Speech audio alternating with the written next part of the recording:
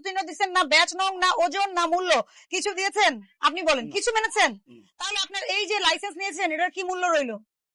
আপনি নিয়েছেন একটা আর করছেন আরেক কাজ। এই কাগজপত্র অনুযায়ী আপনি অনেক ভালো ব্যবসায়ী, আপনি নিয়ম অনুযায়ী লাইসেন্স নিয়েছেন, সব করছেন, কিন্তু আপনি আসলে কি বিক্রি করছেন?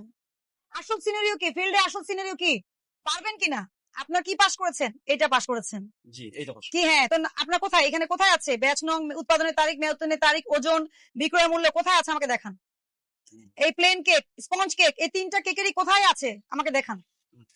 আছে? ডেট ছাড়া আপনি যেগুলো বিক্রি করছেন, এই যে কেরানীগঞ্জের যে লোকজনকে ঠকাচ্ছেন, তো মানুষের জীবন বা স্বাস্থ্যের জন্য ক্ষতি হয় এমন কোন প্রক্রিয়ায় যা কোনো আইন বা বিধির অধীন নিষিদ্ধ করা হয়েছে? কোথায় নিষিদ্ধ করা হয়েছে? নিরাপদ খাদ্য আইনে। আর প্রতিশ্রুতি অনুযায়ী পণ্য বা সেবা সরবরাহ না করা। আপনি বিএসটিআই কে প্রতিশ্রুতি দিচ্ছেন যে এই লাইসেন্স অনুযায়ী এমুক এমুক এভাবে কাজ করবেন, করেননি। মোড়কজাত পণ্যের আইন তো আপনি মানেননি। পণ্যের উৎপাদনের তারিখ নাই, মেয়াদ উত্তীর্ণের তারিখ নাই, মূল্য নাই, কিচ্ছু নাই। 37 ধারা। এত অপরাধ, এগুলো কি করবো বলেন? এতগুলো ধারায় আপনার এখানে অপরাধ হয়েছে। আপনি তো এই যে মেয়াদ ছাড়া জিনিসপত্র বিক্রি করছেন, এরপর আবার কি মেয়াদ উত্তীর্ণ প্রোডাক্ট পাওয়া গেছে আপনার এখানে? বলেন।